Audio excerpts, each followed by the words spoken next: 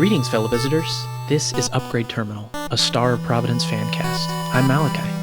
And I'm Nick. Welcome back to the facility.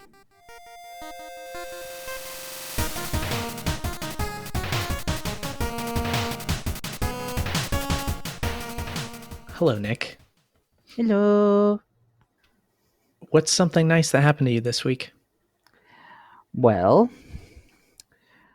so for a little bit of added personal context, I won't give any details or information about it, but I have been dealing with some rough stuff in my personal life in the past 2 or 3 weeks. Mm-hmm. And one of the consequences of that is that sometimes I end up with a little bit of restless energy. I have this desire to do something and have this energy that needs an outlet. And I reminded myself this week that one excellent way to deal with that restless energy is just write something, just do some writing, let that turn it into creative thinking. And I did, and I managed to write 1,000 words in like a day. Wow. And I'm just very pleased with that. Yeah, that's a lot of words. That's a lot of writing. This was for a thing that I had been thinking about for quite some time. So in my mind, I already had an idea of more or less what I wanted to write. And so that it helped a lot that I knew how I wanted it to go. It's not finished yet. I'm hoping to finish it soon, but I got a big chunk of that done, and I'm pretty pleased with that at least. Oh, yeah, that's a huge chunk of writing. That's got to be really satisfying. It also just feels nice to do writing and feel motivated to do so. Yeah, well, you and I have talked about this in the past that, sometimes it's difficult to find inspiration, and sometimes you have inspiration and it's hard to find motivation. Yeah. They're not always in the same room together. Yeah. You just have to, as a writer, train yourself when you have them, seize that. Yes, absolutely. What about you? Well, the holiday season is here, and I'm not a huge Christmas light fan. As in, I like looking at them, and I definitely enjoy them on other people's houses, but I've never been one to hang them on my house because it's incredibly time intensive and quite difficult to do. You're not one of those people that has like 1,000 lights all around the house, and then the yard, and then on the little sculptures and all that Nope. stuff. Nope, absolutely not. But I do have two small sets of just like plain white Christmas lights. And I went out in my yard this week on a snowy day, and standing on a stool and with a couple accurate throws, I was able to hang them up on our hawthorn bush and slowly wrap them around it. And it was time intensive, and I did stick myself with a couple thorns, but it was worth it. No. It's really nice to have a tree out front that has some Christmas lights on it. It does look quite magical.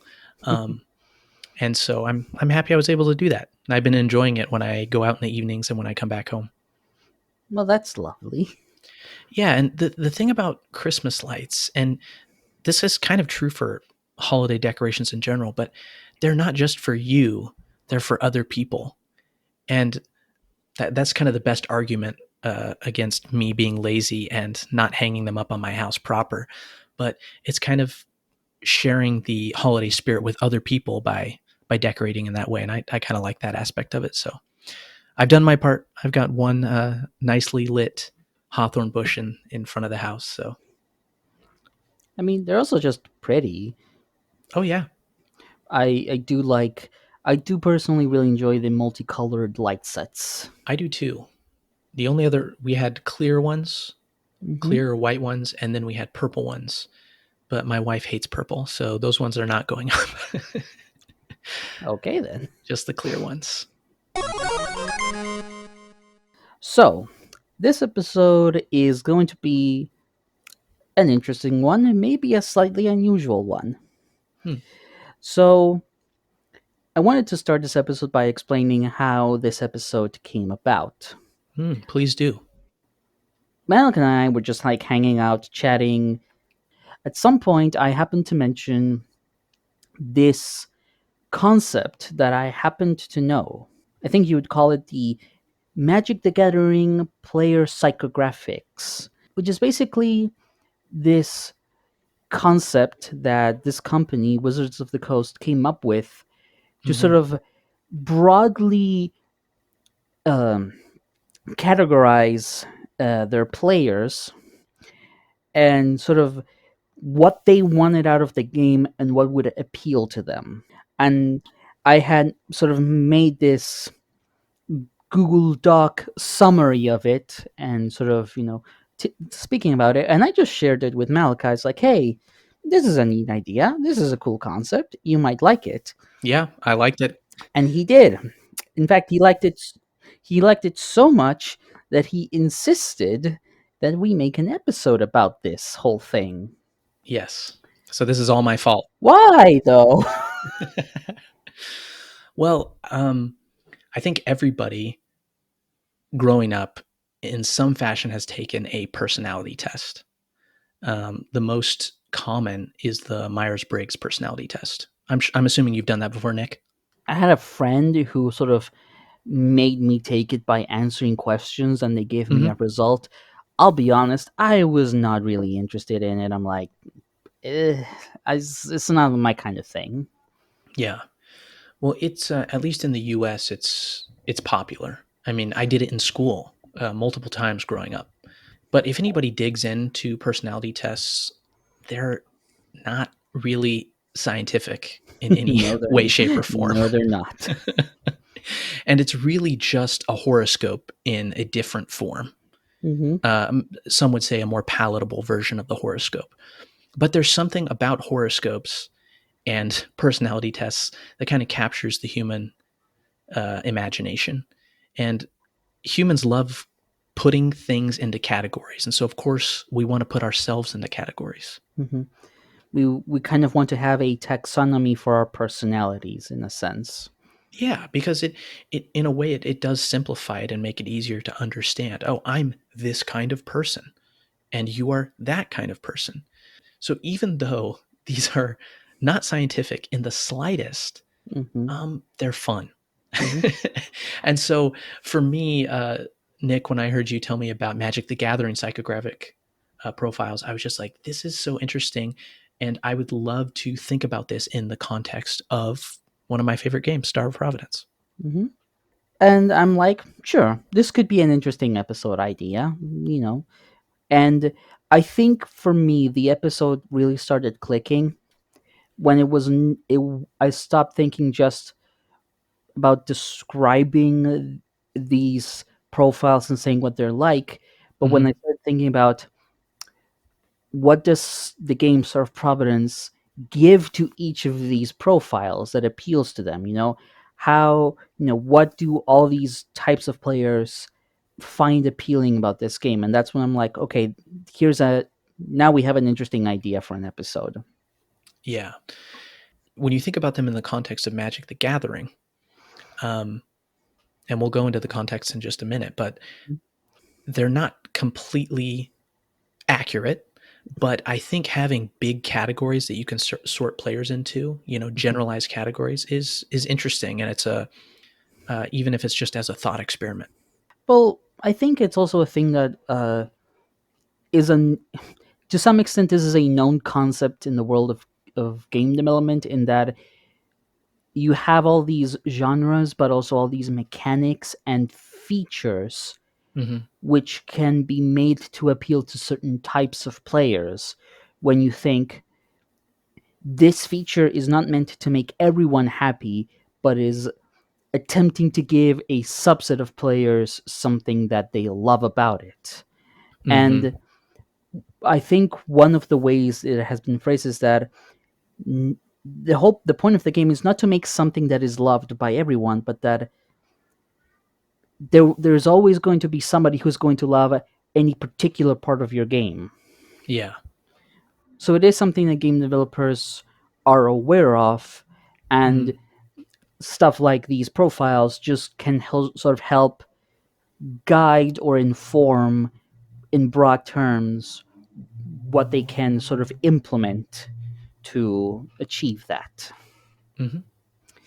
So to start, first of all, I need to sort of make it clear this is on the we're taking the model that was employed by Wizards of the Coast as was Hmm. developed for the game Magic the Gathering.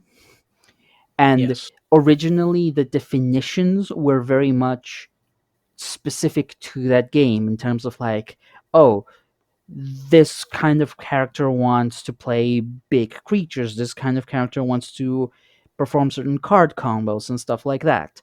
And that's perfectly fine. But for me, what I wanted to do was to take these categories and try to broaden their definition such that they could be applied to more games in general and applied more broadly while still Hmm. preserving the core of what each profile wants. Hmm.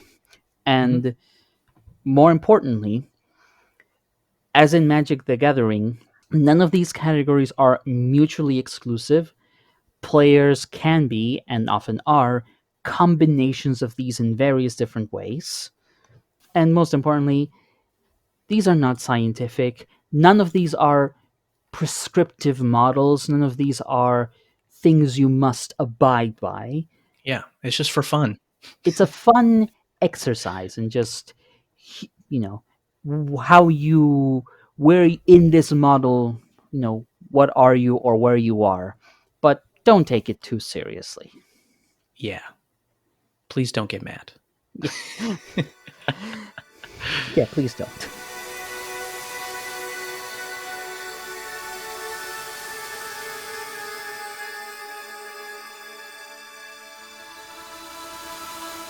So, Nick, do you want to talk a little bit about these profiles in the context of Star of Providence? For clarification, I will be firstly using the names that they were given Magic the Gathering, Hmm. and then I'll be introducing a second name for them, which is a Star of Providence esque name that Malachi came up with, and that I think are a fun little flair or addition to add to them. Yeah, we had to make them Star of Providence esque. That's what we do. Yeah. So the first profile is the Timmy Tammy, or as we have called it, the Seal Seeker. And these are the players who want to feel something. They Hmm. want dramatic moments. They want all those highs of a game. They want big moments and big encounters and powerful and dramatic things. So, in the case of Star of Providence, for example, this would be the big boss encounters. Stuff like, Overlord, Machine, Monolith, Database, Chaos Oh God. yeah. The big, powerful creatures that, stand in front of you and make you feel awe at their power and immensity, and now you have to defeat them. Yes. And Star of Providence does a really good job of presenting the bosses. There's a very good dramatic flair in Star of Providence. Yeah, it definitely, it's the combination of a lot of different factors that makes the presentation and the impact it has on the player very dramatic. And Hmm. the whole point is to leave a lasting impression. It's like, oh my goodness, what is this? Yes. And also, the Seal Seekers also like whatever tools they can find that make them feel powerful as well. So Mm. things like, for instance, unique weapons. Like Iron Fist. Iron Fist, it's a very good weapon. Or like genocide, another very flashy weapon. Yes. And it makes them feel powerful. These unique, bespoke, rare weapons, or perhaps even activating quickening. Oh There's yeah. a musical sting and an explosion, and it's just they crave those highs of every game. Hmm. And I think most importantly, the Seal Seekers, to them, whether they win or lose is not really the most important thing. What they care about more is like, is the game itself intense and impactful and dramatic? And if the answer to that is yes, whether they win or lose is secondary. Mm-hmm. So they can find a run satisfying whether they win or not. Yeah, if they feel like the run has successfully delivered those highs, they don't want to feel apathy. They Mm-hmm. don't want to feel bored or like the game is not trying to grab their attention. Next up, we have what we call the Johnny or Jenny, or as we have called it, the Rune Carver. And these are the players who want to express something. These are the players Mm. that crave personal expression. They crave customizability, and they want to have many options available to them. Now, Yes. when Malik and I sort of sat down and discussed these profiles in preparation for the episode, we both agreed that out of all the profiles, this is perhaps the one that Star of Providence caters to the least out Mm-hmm. of all of them. Yeah, and you know what's interesting is just in the past couple days in the Discord, in Hmm. suggestions, there have been rune carvers coming out saying, "Hey, what if there was more customization? What if there were lore adjacent custom skins and Hmm. things like that?" So, I think that there is a hunger for more customization. I feel it is the thing that some players feel is lacking in some sense because sure you can switch up the carpet and the banners and the portrait in the hub. You can change the hat on the ghost, and Hmm. you do have some options, but it still all feels very limited. It feels like, well, not limited, but there could be more. There could be more and more substantial options for the player. You Hmm. know, sure, you can play as a few different characters. You can choose whether you want null or D13. If you come across a keyword stone, then you can build your own weapon, and you can have the weapon that you want, and so you're expressing your preferences and your choices. There is Hmm. some of that, but as you said, it feels like this is the one area in which the game could have a bit more there. Because the game has some customization in it, and I Hmm. think the customization that is there is done very well. Hmm. Um, I think everyone automatically sees the potential that is Hmm. there for more customization. So yeah, I agree. I think that's definitely something that could be added to the game in the future or expanded upon, and I hope that happens. I hope so too. It's just, it's always a neat addition, and even if it's one of those things like, even if a particular player is not like, it doesn't, they don't care. That's fine. Other players will see that and go like, yes, that is exactly what I want. Oh, I love this game even more now. Yes, and I trust Team D13 to do a really good job with any customization they add to it. Hmm. I don't think there would be any world breaking weird customization options. So Yeah, they're not going to deliver duds. yes, there aren't going to be any like weird Fortnite crossovers or anything. So well, maybe I shouldn't speak too soon. Moving on. The next one is what MTG would call the Spike, Hmm. whereas Malachi has decided the name for it should be the Scrap Runner. And these are the players that want to prove something. Now, traditionally, this is phrased as these are the players who want to win. They just Hmm. want to win, and how they do it is not all that important. I would broaden that definition a little bit to like, well, these are players who want to prove something. They want to defeat particular challenges. They want to show what they're capable of.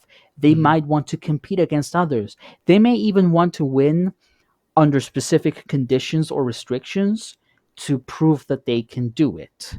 Hmm. And this is something that the game does cater to well. There are many challenges you can do. You can create self-imposed challenges. Already the game has achievements for beat the game without equipping any weapons, or uh, using any upgrades. You can combine Hmm. both if you want. You can do something like a limping run, in which you don't even move manually. Yeah. Well, this, I think Star of Providence very clearly appeals to scrap runners, to this kind of player. There's actually been a recent example Hmm. on the I Discord know as it. well in Horizon the Yep. Untouchable. Yes. For those who would like some context, Horizon is a relatively new player to the community who Hmm. has very quickly made a very mighty name for himself for beating bosses on mild without getting hit even once and using no bombs, proving to everyone that he can defeat bosses without taking any damage. Yes. So they were recently given a special title in the Mhm. Discord, which is something high level players have been known to earn in the Team D13 I mean, Discord. I will say there's also some roles that are just giving out as a joke. So, you know, that's not the metric I would use, but I would say this is definitely a player who has earned their name and their title for it. Absolutely. And there's many different ways one can prove themselves. If you want, you can go for the highest loop. You can go for an all super bosses run. You can go for score runs. You can get the watch. You can do what I did, which is just speed run the game way past the point where the game reasonably expects you to do so and just keep going. Yeah. And this is stuff that monorail and sprint would appeal to because it is a competitive environment, and now you're going up against other people, and the scrap runners like competition. It is motivating to them.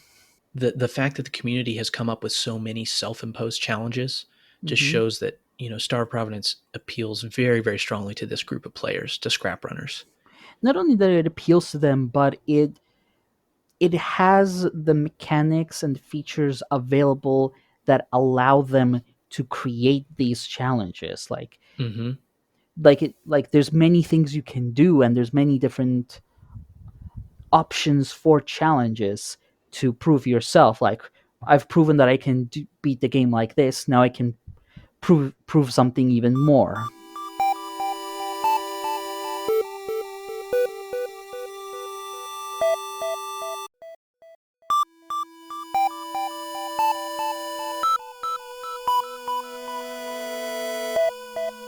So originally, these were the three profiles, roughly, that MTG came up with. Hmm. And then they added two more when they realized that they needed to add another dimension to this system to help describe the players even better. So we're going to have two more profiles to add. Again, you can combine these however you want. Hmm. The next one is what MTG calls Vorthos, and what Malachi has called Skywatcher. And sort of these are the players that appreciate the aesthetics of the game, or have an aesthetic appreciation. And this comes Hmm. in many forms. They like the visuals, they like the music, they like the lore, they like Hmm. the art. Basically anything that is not mechanical or gameplay focused, but just everything else that contextualizes and makes the experience more vivid. These are the players that really appreciate that. Hmm. Star of Providence is a game that very clearly appeals to Skywatchers, Mm-hmm. um, because Star of Providence gets a lot of people right from the get go with its presentation. Mm-hmm. That was certainly the case for me because I saw the game trailer on Twitter that it was shared by Moppin. I clicked through and immediately just loved the presentation. Not only the pixel graphics, Mm-hmm. but the music grabs people immediately as well. And then as you play through the game, it's a story that slowly reveals itself as you're paying attention. Um, hmm as players start to piece that together, I think Skywatchers in particular find that extremely rewarding. Yeah, I would say that part of the success of this game is that the members of Team D13 care a lot about their craft and about crafting a high quality experience. Hmm. So the music and the art and the story, the writing are all delivered with such care and deliberation. Like they are all of these pieces are working together to create a game that is more than just the sum of its parts. Hmm. And player and this is what the Skywatchers crave. They want all of these things working together to make just an experience. These are the people who are they can't help themselves but make fan art or to be inspired by the game to create more art.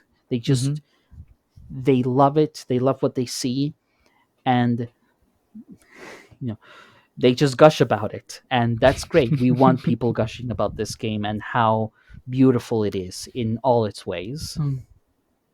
Absolutely. What's the last one, Nick? The last one is what was originally called the Melvin, but that we are calling the Terminal Hacker. Mm. So, in contrast to the Vorthos or the Skywatcher, who is a player that appreciates the aesthetics elements of the game, the Terminal Hacker appreciates the mechanical elements of the game. Hmm. So all of the things that make the game work as like a game, as a system. You know, Hmm. the type of player who is deeply interested in researching the mechanics or things like how do these things interact. Kind of player that goes to wikis and looks up exact damage values and intervals and all of this hard game data. You know, Mm. these are the players that love to explore what do the rules of the game allow them to do? What interesting results can they get from it? You know, as just an example, this is a wonderful little example that my friend Lilac, aka Taylor, came up with was that, hey, if you have Scrap Runner and you have a gold bomb, you can use the gold bomb in the middle of a big bullet pattern, and it will instantly refill your Scrap Runner meter. Oh, That's that's like awesome. a mechanical combination that's very interesting. Another one that my friend Lore noticed pretty quickly is like, hey, if you have Autobomb and extra POW, you kind of Hmm. have like this safety system where every 3 rooms you can take one hit for free and you lose no health. That's not a Mm. mechanical combination. A synergy. Yeah, synergy. Thank you. That is exactly the right word. The Hmm. Terminal Hacker loves mechanical synergies and they love exploring what all these things can do. These would be, in a sense, kind of perhaps the scientists of the community, the ones who are really looking into things and seeing what's possible. So the rutabagas, the lilacs, and the nicks. I mean, yeah, I do think I fit this parameter. I wouldn't call myself a scientist. I'm just a guy who has played the game so much that I Hmm. have a very deeply rooted understanding of how the game works. Like Hmm. how all the weapons and all of the keywords interact, what makes some of them good, what makes some of them bad, how to exploit them to do as much damage as possible. Yeah. These are the players who just love to tinker and see what they can accomplish. Okay. Yeah, I think for terminal hackers, they will also find a lot to love in Star of Providence because, um, like you said, Team G13, they really care about their craft. Hmm And one thing that is pretty fascinating about hanging out in the Team D13 Discord is we are able to interact directly with the devs. And hmm every once in a while, Pure will descend and uh, kind of talk us through some of the thinking behind the mechanics. And hmm whether you're able to keep up or not, what becomes immediately apparent is how much thought goes into the mechanics of the game itself. And for me, that's been a really rewarding experience. I'm not able to think about and process mechanics on that level personally, but Mm-hmm. it's still just absolutely fascinating to see them talk through that process. I think the way I would say it is that you may not like a particular decision that Pure or Alex might make in terms of the gameplay, but you can rest assured that it was not thoughtless. It is Mm-hmm. something that they deliver upon. This is their vision for what the game should be like, and they have the reasons why they do it. So even if you don't like it, it's not because they were careless, it's just they have their own opinions about what the game should be like.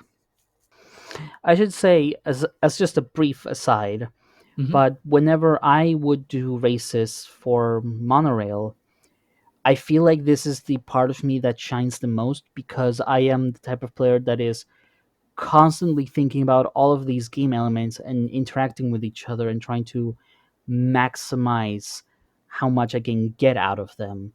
Mm-hmm. So, because when you're racing, you're not taking the time to really appreciate all of the hard work that went to make crafting the aesthetics of the experience, but you are laser focused on the mechanics of the game and using them as thoroughly as possible. So, yeah, there's definitely proof that this game will appeal to you if you are a terminal hacker. Mm. And now that we've discussed all of these things, it's only natural to be like, well, what are you, Malachi? Well, I am a Timmy Vorthos. So, like Nick mentioned in the beginning, most players, not even most, all players are some sort of combination of these Mm-hmm. categories. I am a Timmy Vorthos or a seal seeking skywatcher in our Mm-hmm. Star of Providence parlance.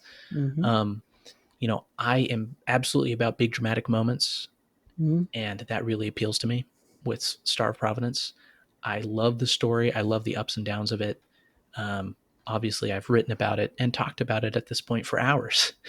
Mm-hmm. And I'm also a Skywatcher just because I love the aesthetic, um, the presentation of the game. I love the leitmotifs in the game, in the Mm-hmm. music. There's also recurring visual motifs that we have talked about. The Mm-hmm. dual spires with one being damaged Mm-hmm. on Null, on the machine, on the spires of the facility themselves. And then Mm-hmm. just the way the story is told and how it leaves me a lot of room to kind of fill in the gaps with my imagination. I love all that. Yeah. So I'm a seal seeking skywatcher, which sounds kind of like an insult. You seal seeking skywatcher. I think it sounded kind of cool, but okay, sure. Just sounds like something you would call somebody. But Nick, what about you? Well, I think it came through pretty clearly in the descriptions just now, but I am a Melvin Spike or a terminal hacker scrap runner. Mm-hmm. I have a deep mechanical appreciation for this game. It's what I have spent a lot of my time trying to master. I love knowing how the game works on a nitty gritty level, like what are the weapons, what are the keywords, what are this all the Mm-hmm. synergies, what are all the ways I can take advantage of all of these game elements. Like I said, when I do racing, I am fully committing myself to getting as much as I can out of that and really try to squeeze performance out of all of this mechanical knowledge. Mm-hmm. And also, I am a spike because I like challenges, I like competition, I like proving to myself and to others that I can do certain things. You This don't is what, say. yeah, it's why on my channel I have a lot of videos about me just doing Star of Providence runs, and they might seem a bit excessive or unnecessarily difficult, but I kind of just like proving to others that, hey, you can beat this game real fast if you know what you're doing. You can Mm-hmm. beat this game limping all the way. You can do it without using all of these mechanics, you know. Mm-hmm. And it seems kind of, and it's just, it's pretty clear. I just like proving that I can accomplish things it, on the back of all of this mechanical knowledge that I have built up over 1,500 hours of playtime. I'm very intimately familiar with it and how to use that. Yeah, so a quick tangent. Mm-hmm. I wanted to ask you this. Uh-huh. You are familiar with the Tetris Effect, yes? Yeah. So, have you ever in your waking life heard the music or sound effects from Star of Providence? Just Just out of nowhere in a yeah, sense. yeah. I don't think it has happened unintentionally. I certainly Okay. do think about the game a lot, even when I'm not playing. Hmm. I don't think it has ever happened. Like I should say, I ha- I have been and still to some extent am an avid Tetris player. So I have, in some sense, literally experienced the Tetris effect in that I will sometimes find myself stacking pieces in my head. Hmm. Like I'm not actually playing it, but in my head, I'm still imagining placing all the pieces in such a way. And so, you know, again, I don't think it has happened unintentionally with Star of Providence, but I've definitely thought about it. And I certainly, especially if I'm in a period of time where I'm doing a lot of beta testing, I'm contemplating a lot of like, what would happen if I try this and then this, or combining this and that. Hmm. Yeah. Now, that's why I wanted to ask you because when you spend that much time playing a game, it sometimes it does start to bleed over into reality in really, in my opinion, satisfying ways. I first learned of the Tetris effect when I was actually playing Zelda a lot as a Hmm. kid, and you know, you can charge up Link's sword and then spin, Hmm. and it goes yeah. Hmm. I remember once being at the playground as a kid, and I kept hearing. I could swear I could hear like off in the distance. I could hear Link going yeah, yeah. I was like, man, I played that game a lot. And a Hmm. friend of mine said, "Oh, yeah, that's the Tetris effect." Hmm. Anyway, now that we've talked about these categories, we've talked about what we are. What kind of player are you? Are you a seal seeker, a rune carver, scrap runner, skywatcher, terminal hacker? Or what kind of combination of these are you? Or maybe there's another column that you've thought of yourself. Let us know. I should say, I will repeat these categories. Maybe when you think about Star Providence, you're not quite sure. But if you try to sort of apply these categories to other games, maybe then you have a more clear understanding of like, oh no, wait, yeah, based on how I play these other games, this is what kind of player I am. So Hmm. feel free to sort of take this framework and apply it to other games you play in. Just remember, don't take it too seriously. It's just for fun. But if you do know what kind of player you are and you do want to tell us about it, we'll be happy to have a conversation about that. Yeah. One thing I just realized is um, depending on the game, you also might be a different combination of these different profiles. That's true. Well, it could also lend itself to the question of like, do different games by their construction sort of incentivize particular types of behavior or particular types of players Hmm. to flock to them? Yeah. I mean, perhaps, as we said, we feel that the rune carvers are not catered to as much, and maybe that's why we might see a bit of disparity in the distribution. And Hmm. maybe in other communities, they have a completely different distribution of players. Well, the one example I can think of for myself is when I played Downwell. Hmm. I am a scrap runner terminal hacker, which is very different from the reason from the kind of player I am when I play Star of Providence. So that's kind of interesting to think about as well. Yeah. But Nick's right. You can take these profiles and apply them to other games as well. But anyway, any thoughts you have, anything you want to contribute to the conversation, we'd be happy to hear from you. Hmm. Absolutely.